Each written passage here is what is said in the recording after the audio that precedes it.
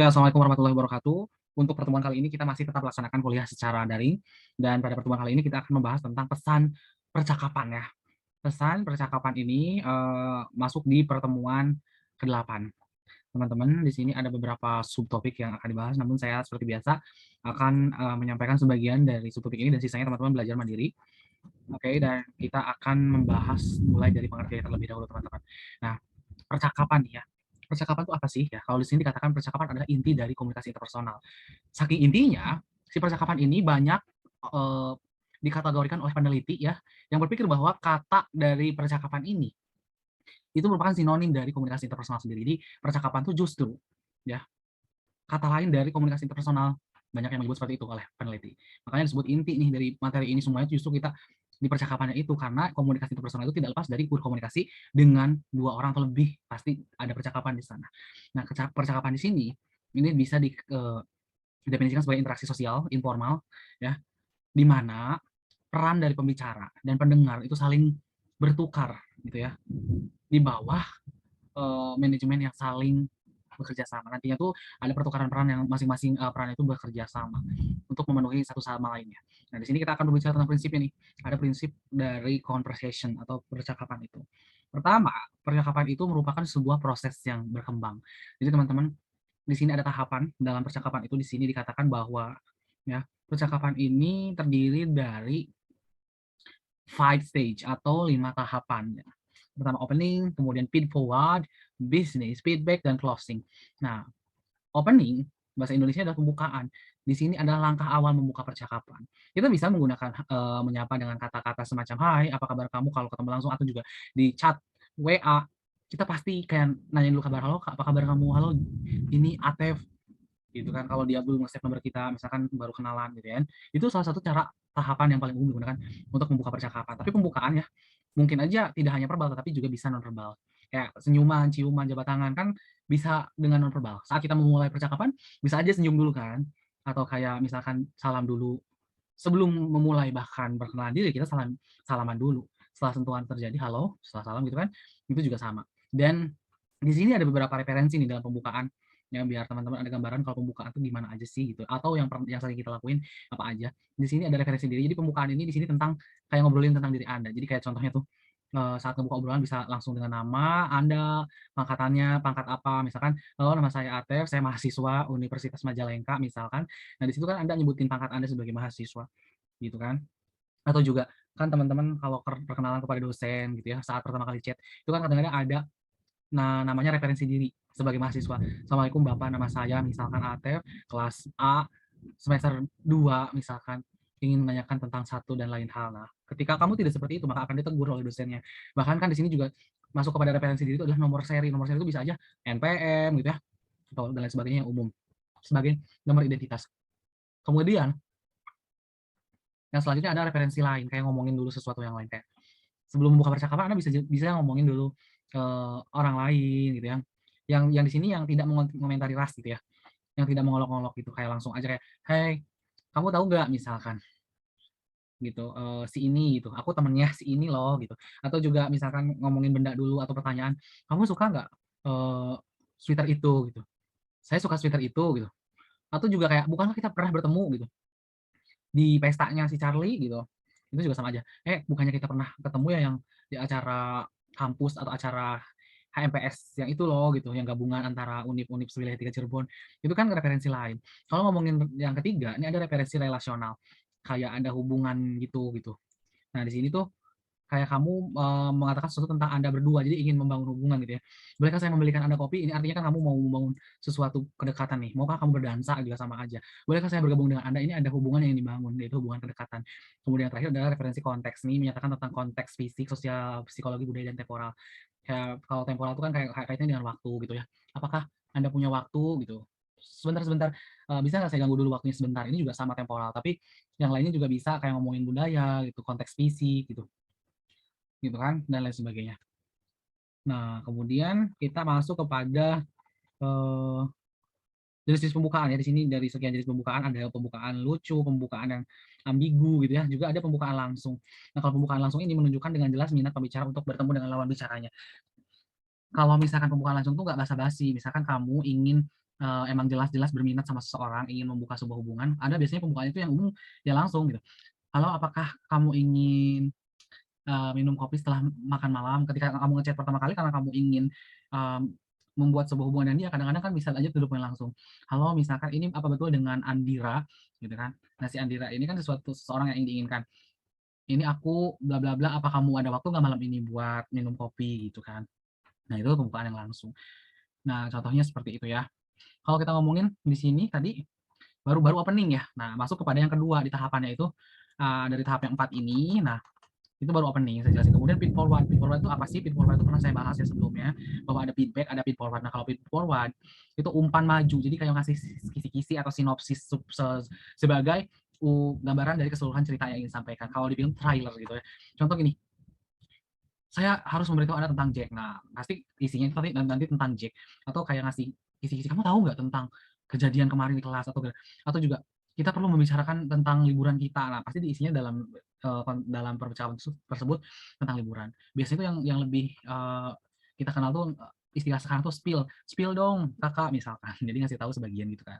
"Kamu tahu nggak ada gosip terbaru?" Nah, intinya itu ngasih ngasih trailer kisi-kisi gitu. Nah, di sini juga, ada dikatakan ya beberapa fungsi feed forward itu untuk membuka saluran komunikasi kayak, kita ketika ingin membuka komunikasi kan harus diawali dengan sebuah rasa penasaran biar komunikasi salurannya itu saluran komunikasi terbuka orang-orang dan orang-orang mau mendengarkan Anda. "Kamu tahu nggak ada gosip terbaru?" Kan salurannya udah terbuka tuh orang-orang pasti dengerin Anda mau berkomunikasi. Juga untuk melihat pesan ya. Ya untuk melihat pesan tuh ya tadi meninjau, pratinjau kalau kalau dalam bahasa Indonesia yang baku tuh pratinjau, melihat dulu pesannya apa nih yang mau disampaikan, kira-kira penting atau enggak. Oh ini mau ngomongin si A misalkan, "Kamu tahu nggak ada gosip tentang si A?" Itu kan membuat pratinjau tentang si A. Atau untuk menyangkal juga bisa nih kadang-kadang. Kayak contoh, "Bentar dulu ya, kamu jangan jangan jangan cepat menyimpulkan bahwa aku suka sama dia. Aku mau cerita nih." Jadi kayak, oh isinya tuh tentang penyangkalan bahwa aku tuh nggak suka sama dia misalkan. "Bentar bentar nih, kayaknya kita salah paham deh." Nah, untuk meng-clear-kan gitu tentang kesalahpahaman itu, disangkal bahwa fakta yang sesungguhnya tidak seperti itu. Jadi bisa aja sih feed forward itu untuk menyangkal juga. Untuk alter case ini kayak untuk, memposisikan si pendengar itu kepada peran tertentu gitu ya.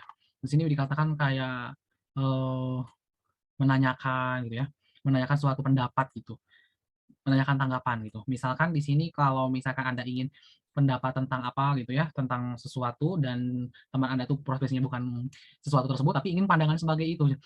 "Eh, kalau menurut kamu dari segi pandangan, misalkan cewek misalkan, bagus nggak kalau kayak gini?" Padahal si temennya cowok gitu. Ya itu juga bisa gitu.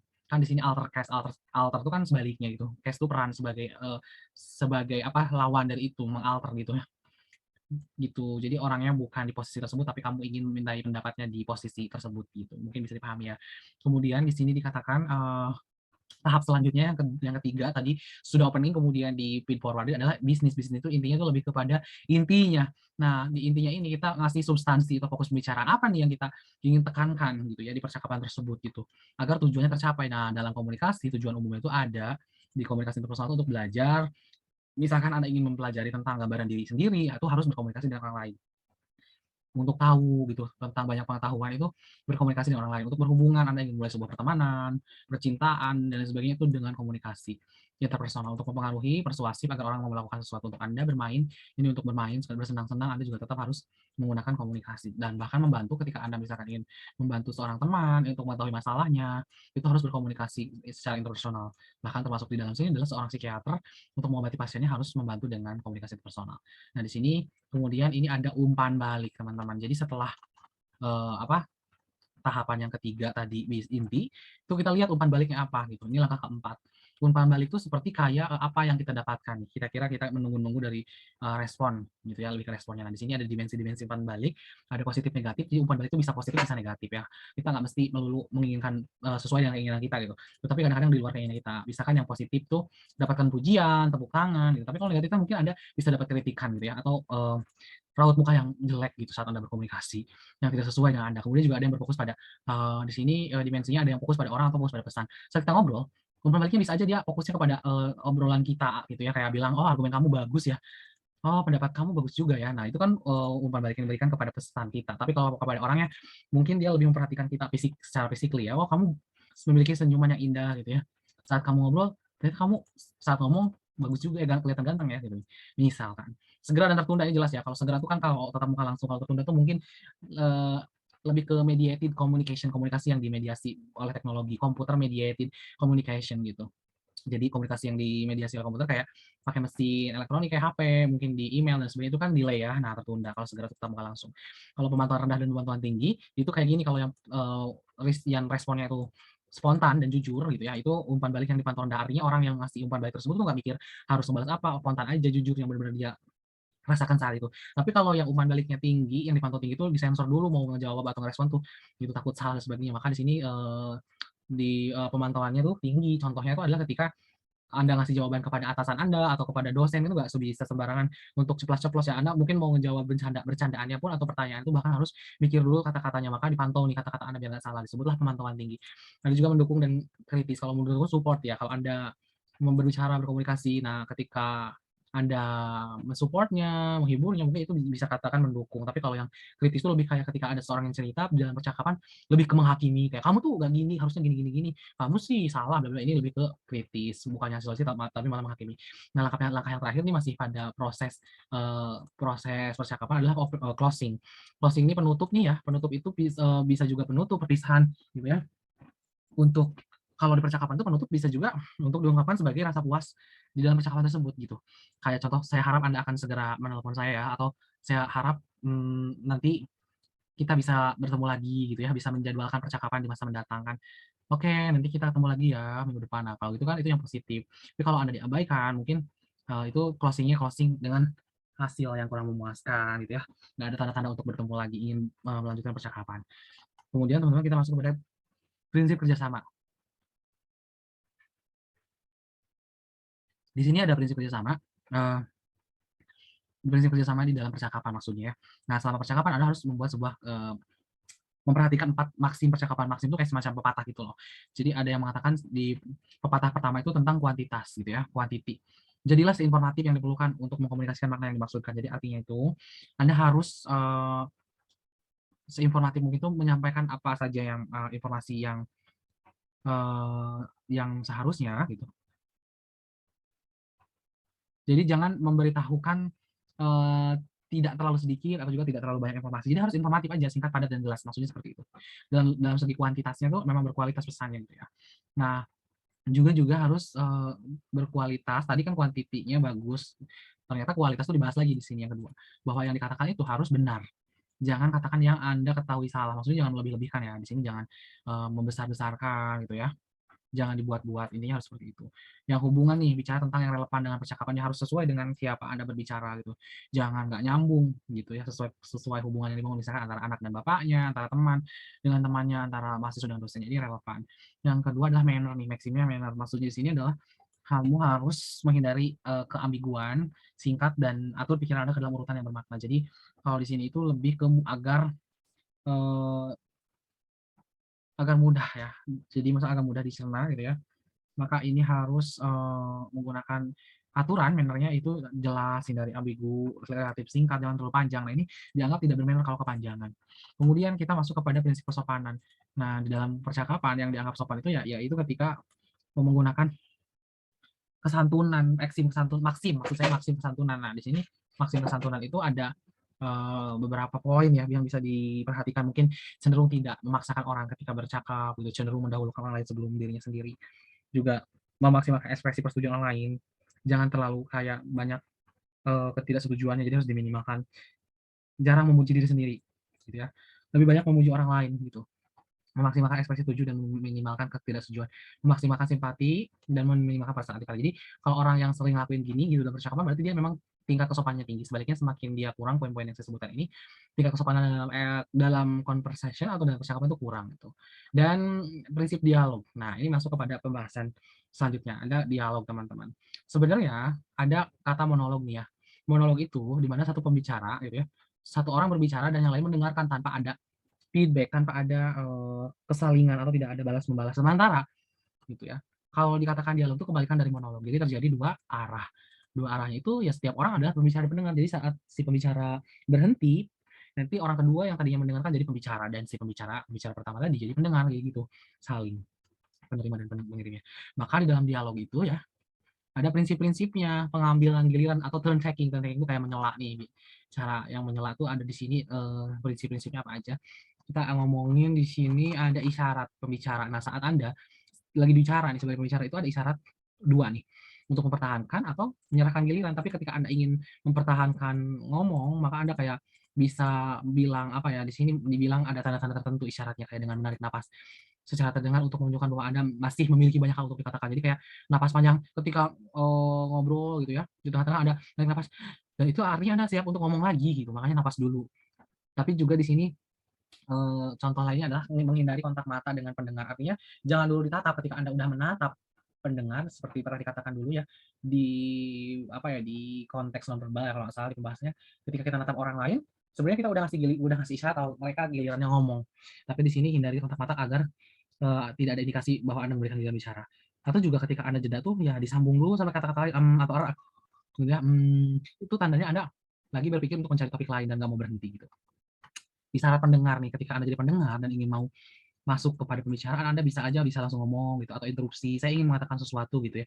Atau juga bahkan ketika, itu ketika sudah jadi pendengar dan dimulai kata, gitu tuh diasumsikan kalau Anda mau mulai masuk ke pembicaraan. Jadi bikin dulu suara dan Anda akan nanti dinotis sebagai orang yang ingin bicara gitu. Terus bisa juga di sini kayak mempraktekkan kayak seakan-akan mau berbicara itu dengan membuka mata dan mulut lebar-lebar seolah-olah kamu mau mengatakan sesuatu. Kemudian di sini ada isyarat penyaluran. Penyaluran itu maksudnya di sini ada feedback juga kayak, eee, tanda bahwa Anda itu mengakui pembicara di dalam percakapan tersebut kayak, oh iya iya, oke oke, oh, ya ya ya, oh gitu." Nah itu contoh isyarat penyaluran balik. Jadi kan Anda juga harus kasih isyarat kalau Anda mendengarkan gitu ya. Nah, di sini kita akan masuk kepada yang selanjutnya. Tadi prinsipnya itu di dalam pengambilan giliran tuh, ada lagi nih yang terakhir ada interupsi. Kalau interupsi itu lebih kayak menyela, tapi untuk menunjukkan kalau Anda tuh punya posisi gitu, ngambil alih peran si pembicara. Beda ya kalau mau tone taking yang benar itu, kalau kalau interupsi itu sebenarnya di sini kalau dari pengertian asalnya gitu ya, itu kayak kalau kamu tuh mau ngubah topik yang sedang dibicarakan sama pembicara karena Anda tuh merasa punya power gitu ya, punya posisi gitu, dipandang nah di sini dikatakan dipandang sebagai menegaskan kekuasaan untuk mempertahankan kontrol. Misal gitu ya, kalau yang sering terjadi itu dalam dunia kerja tuh, saat seseorang lagi ngobrol, si bos atau atasan tuh lebih sering nginterupsi karena mereka punya posisi otoritas gitu. Kalau di petugas polisi dan pewawancara ini contoh dalam sebuah, kegiatan atau pekerjaan ya di masyarakat, pewawancara atau polisi itu memang berhak menginterupsi gitu, gitu. Nah, kemudian kita akan membahas tentang ini yang terakhir nih, pengungkapan percakapan, yaitu mengungkap dirimu sendiri. Jadi di sini pengungkapan diri berarti mengkomunikasikan informasi tentang diri Anda kepada orang lain. Nah, informasinya itu sesuatu yang biasanya Anda sembunyikan. Apa aja sih yang biasanya diinformasikan? Kayak kepercayaan gitu, kayak contoh, saya tuh percaya pada sesuatu yang nggak banyak orang lain percaya, misalkan reinkarnasi. Perilaku Anda, misalkan suka ngutil nih gitu ya, atau juga kualitas karakteristik Anda. Mungkin Anda punya penyakit apa gitu, atau apa yang memang karakteristik Anda agak berbeda gitu, atau kualitas kesehatan juga bisa masuk gitu ya. Nah, di sini pengalaman diri itu gitu ya, di sini penting sebenarnya. Karena beberapa alasan, mungkin Anda juga perlu kataris, yaitu kebutuhan untuk menghilangkan perasaan bersalah dan mengakui kesalahan, juga mengungkapkan untuk membantu pendengar untuk menunjukkan kepada pendengar. Misalkan ya, Anda ingin, bagaimana Anda mengatasi kecanduan atau berhasil mendapatkan promosi, tentu saja Anda mungkin mengungkapkan diri untuk mendorong pertumbuhan hubungan. Jadi kalau kita ngasih tahu kita bahas bagian dari kita itu bisa juga bisa meningkatkan pertumbuhan hubungan gitu.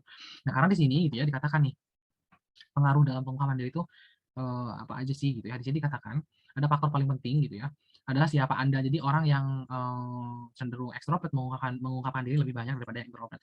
Jadi orang-orang kenapa bisa mengungkapkan diri itu karena mungkin mereka ekstrovert ya, karena introvert itu jarang mengungkapkan diri.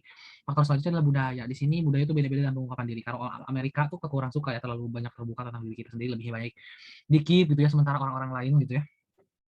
Oh di sini orang-orang di Amerika Serikat mengungkapkan lebih banyak daripada orang Inggris. Oh Amerika tuh justru emang sering ngungkapin dirinya sendiri gitu. Jadi salah yang tadi saya ralat ya. Sementara Inggris, Jerman, Jepang, dan Puerto Rico itu lebih sedikit dalam mengungkapkan diri, siapa dirinya gitu ya. Lebih ke dikip sendiri. Gender nih, kalau ngomong gender itu penelitian percaya bahwa wanita tuh lebih banyak mengungkapin dirinya gitu, mengungkapin secara emosional gitu ya, daripada pria. Kalau kalau misalkan dia punya sesuatu ya dia banyak ngungkapin gitu, baik kepada teman perempuannya atau ke laki-laki. Sementara kalau pria tuh nggak terlalu sering ngungkapin sesuatu, yang ada dia lebih pintar ngakip sih, gitu. Jadi nggak terlalu suka banyak ngomong. Kalau pendengar Anda nih dia sebenarnya dengan siapa sih kita ngungkapin, maka di sini mengungkapkan biasanya kita kepada orang yang kita sukai, karena nggak mungkin ya kalau kita ngungkapin kepada orang yang kita nggak sukai.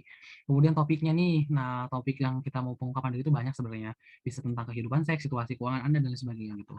Nah, di sini ada bahaya, mengungkapkan diri juga apa sih dampaknya gitu ya. Nah, kalau Imbalan tuh ngomongin dampak dari pengungkapan diri, imbalannya itu bisa positif ya, membantu meningkatkan pengetahuan diri. Nah, kalau kita ungkapin diri itu kita akan tahu gambaran tentang diri sendiri ternyata, pandangan orang terhadap kita itu seperti apa dan lain sebagainya. Kemudian efektivitas komunikasi dari dan hubungan gitu ya. Kalau ngomongin efektivitas tuh mencapai hubungan yang lebih dekat, misalkan kan bisa lebih erat lagi dengan mengungkapkan diri. Saya kalau misalkan udah percaya sama orang misalkan ya saya akan memberitahukan beberapa poin yang lain. Nah, maka ketika orang lainnya mendengarkan karena sudah dekat bahkan bisa lebih dekat daripada yang sebelumnya karena Anda mengungkapkan sesuatu informasi yang belum pernah diungkapkan atau bahkan sebaliknya. Kesejahteraan fisiologis, ada orang di sini dikatakan ya penelitian bahwa orang yang suka yang lebih sering mengungkapkan diri gitu ya, memiliki efek positif pada kesehatan psikologis gitu. Nah, ada bahayanya nih mengungkapin diri itu, ada bahaya resiko pribadi gitu ya. Jadi kayak kita mungkin menanggung resiko penolakan itu dari orang terdekat. Juga resiko relasional, mungkin bisa jadi retak hubungannya bahkan gitu kan, bukannya jadi baik tapi malah udahan. Karena Anda ngungkapin sesuatu yang belum pernah didengar misalkan. Resiko profesional seperti kehilangan sesuatu di dalam suatu apa ya, misalkan dulu Anda adalah misalkan sikap politik terhadap agama atau ras yang berbeda dapat membuka Anda pada masalah di tempat kerja. Ya, maksudnya di tempat kerja tuh bisa aja bermusuh-musuhan karena sikap politik Anda atau agama Anda beda dengan mayoritas. Jadi alih-alih mengungkapin biar nggak terjadi seperti itu mungkin di-keep aja, kan banyak yang seperti itu. Di sini dikatakan ada pedoman pengungkapan diri nih. Satu, memutuskan apakah dan bagaimana mengungkapkan diri. Kedua, menanggapi, dan tiga, menolak. Nah, kalau untuk mengungkapkan diri itu lihat dulu motivasinya, apa nih motivasi Anda ungkapin diri itu, harus sesuai dulu, jangan asal ungkapin diri aja. Contohnya gini, ketika Anda mau ngasih tahu kalau ibu bapak kita punya orang tua itu toksik gitu ya, saat pengungkapan diri itu ngasih tahu keadaan kamu kalau kamu tuh ngerasa stres dengan orang tua yang ngekang seperti itu, ungkapin dirinya harus sesuai motivasinya, maksudnya alih-alih bilang gitu ya, secara menyakiti gitu ya kepada orang tua gitu, lebih baik dengan cara yang misalkan, baik dan benar gitu ya. Jadinya malah mengungkapkan kalau kalau pengen apa, misalkan aku tuh udah suka sama orang tua yang toksik kalian misalkan, aku nggak ingin kalian jadi orang tua aku, nah itu kan ngungkapinnya nggak pas gitu ya. Jadi nggak dipikirin dulu. Jadi harusnya ungkapin tetap bahwa kamu ngerasa nggak nyaman dengan, cara pola asuh ibu bapak kamu, tapi harus bisa bawa kepada hal yang positif, hubungan yang lebih baik. Kalau konteks yang sesuai itu lihat dulu apakah waktunya tepat atau enggak gitu. Kalau nggak tepat bisa nggak di lain waktu, jadi harus diatur lagi. Jangan nggak lihat situasi orang lagi nggak enak, lagi pusing, misalkan kamu tiba-tiba ngungkapin diri kan itu juga sama-sama salah. Secara bertahap harus dilakukan bertahap dong, jelas jangan langsung sekaligus biar kaget. Apalagi infonya sangat sensitif misalkan. Yang terakhir mengungkapkan tanpa membebani diri, maksudnya lihat nih, pertimbangkan juga saat Anda mengungkapkan diri Anda tentang sesuatu ini sesungguhnya, apakah gitu ya akan bermasalah dengan kerjaan Anda dan sebagainya gitu. Atau bahkan orang lain bisa merasa tertekan atau jijik, kalau misalkan iya ya lebih baik jangan. Maka di sini ada pedomannya, pedoman untuk memfasilitasi dan menanggapi mengungkapkan diri seseorang. Melatih keterampilan, biar bisa mendengar pendengar yang baik, bisa menjadi pendengar yang baik. Jangan egois, itu kan pengennya didengar terus, tapi Anda saat orang lain cerita, ngungkapin sesuatu Anda nggak mau dengar, itu harus juga dilatih keterampilannya. Mendukung dan memperkuat pengungkap, bisa juga untuk mendukung di saat pengungkapan gitu ya. Itu, salah satu contoh pedoman kalau Anda ada orang yang ingin bercerita kepada Anda harus mendukungnya. Dan memperkuat mengungkap, jadi harus memberikan kekuatan menguatkan, jangan sampai bilang, "Ah, lu mah terlalu banyak cerita," atau sebagainya, itu kan melemahkan, nggak boleh. Dan bersedia untuk membalas, jadi ketika ada diungkapkan ya siap-siap aja harus ngasih balasan respon atau apa gitu ya, dari orang yang cerita kepada Anda. Dan terakhir adalah jaga kerahasiaan dong, jangan sampai mengungkapkan lagi kepada orang. Karena itu sebagai poin penting sih di dalam dunia, komunikasi khususnya konteks, pengungkapan diri atau ketika pertemanan sudah dianggap dekat, Anda misalkan dikasih tahu rahasia teman terdekat Anda, ketika Anda nggak bisa jaga rahasianya ya Anda akan jadi bukan temannya lagi gitu, teman Anda akan kecewa. Pedoman untuk menolak pengungkapan diri, ketika situasi tertentu kadang-kadang kita dipaksa untuk ngungkapin diri gitu kan. Nah, di sini ada pedomannya, biar Anda nggak termakan atau masuk dalam pengungkapan diri saat Anda tidak mau, benar-benar tidak mau. Anda harus jangan mau didorong-dorong gitu ya, maksudnya di sini, eee jika tidak ingin ya Anda bilang gitu, Anda tidak harus mengungkapkan sesuatu, jangan sampai ada orang, "Eh dong kamu mau jujur ya tentang sesuatu, kayaknya kamu misalkan punya sesuatu deh yang disembunyikan sama kita." Kalau gitu kan itu didorong, jangan. Bersikap tegas dan menolakkan, nah ini juga harus bisa nolak gitu. Saya lebih suka tidak membicarakan sekarang, ini kan nolak, sekarang bukan waktunya untuk diskusi ini ya, nanti aja. Anda bersikap tegas dan menolak. Kemudian juga menunda keputusan saat misalkan kurang tepat, jadi tunda lagi gitu, cari momen yang tepat, mungkin orang-orangnya lagi pusing atau lagi banyak masalah juga, ya udah disimpan aja dulu. Yang terakhir adalah bersikap tidak langsung dan pindah ke topik lain. Jadi harus kayak ngalihin pertanyaan, ngalihin apa pembicaraan biar Anda nggak dipaksa untuk ngungkapin sesuatu yang emang Anda nggak mau ungkapin gitu, teman-teman. Mungkin sekian dari saya itu ya. Nah, untuk materinya nanti sisanya ini bisa satu chapter, bukan satu chapter ya, subtopik satu subtopik dibaca sampai akhir ya untuk belajar mandiri di rumah, teman-teman. Gitu. Saya ucapkan wabillahi taufiq wal hidayah. Assalamualaikum warahmatullahi wabarakatuh.